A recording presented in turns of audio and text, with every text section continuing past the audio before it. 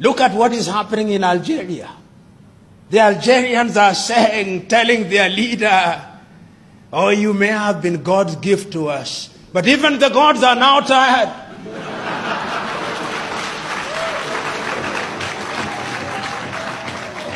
And it's not only in Algeria that they are saying that. In Sudan, they are telling the Sudan, we know that you may have been God's gift, but the gods now want you.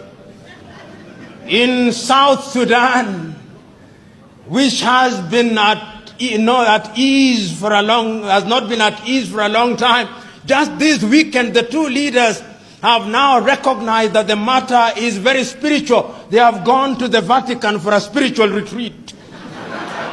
Things are beginning to get serious. And ladies and gentlemen, Africa can be great. Africa must be great. But in order for Africa to be great, we must inject what I've called at a different setting, we must inject hygiene in our politics. And there is something to learn from every civilization.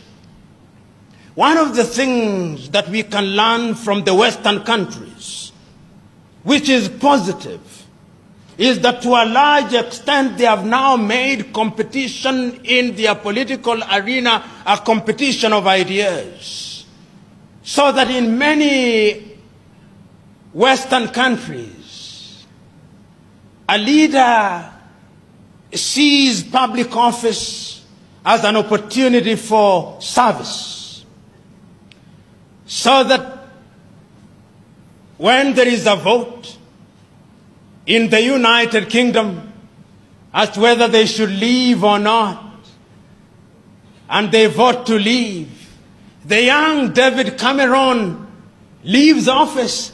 Can you imagine an African president saying, I'm now resigning because I lost the vote?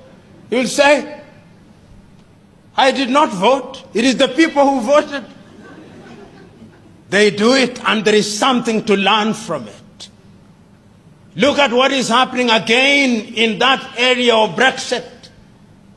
Their prime minister said, if you approve my plan, I will leave office. Oh, Mother Africa, where are your sons and daughters who are capable of saying that, Mother Africa? We can learn from the West. That is a competition of ideas. Go to countries such as the Netherlands.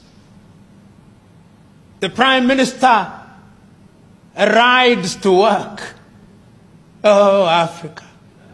If you should see the convoy of an African minister, not a president, I'm not touching the presidents.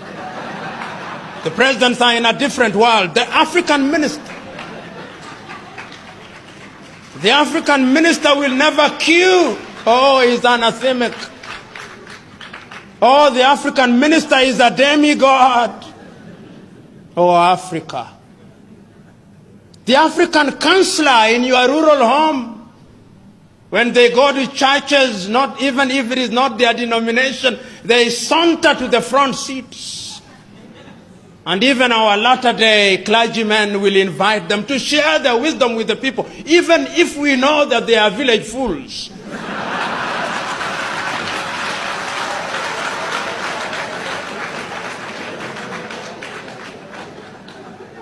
If there is anything that we must learn from Western Europe, is that they have gone through enough problems and they are capable of organizing their affairs, and they have demystified political leadership.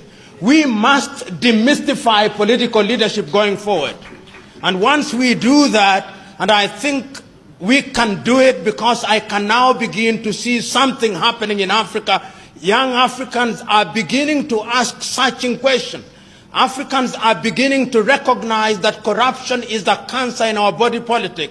They are beginning to recognize that those who want to buy their votes don't mean well for them. They are beginning to recognize that there is enough money to change their lives if the thieves are eliminated from the political arena. They are beginning to realize that commercialization of politics is a threat to democracy. They are beginning to rise up. And I think that those who have not smelled the coffee will be surprised. They will be surprised when the ground moves from under their feet. They'll be surprised when Africa begins to elect individuals who can demonstrate that they have ideas, because the politics of the 21st century is the politics of ideas and about competition of ideas.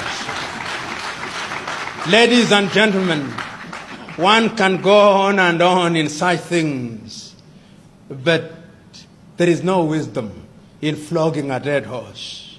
As I said at the beginning, I claim no authority on these matters. I merely share my thoughts with you in the hope and the belief that after this, there will be an exercise in cross-fertilization and cross-pollination. I rest my case. God bless.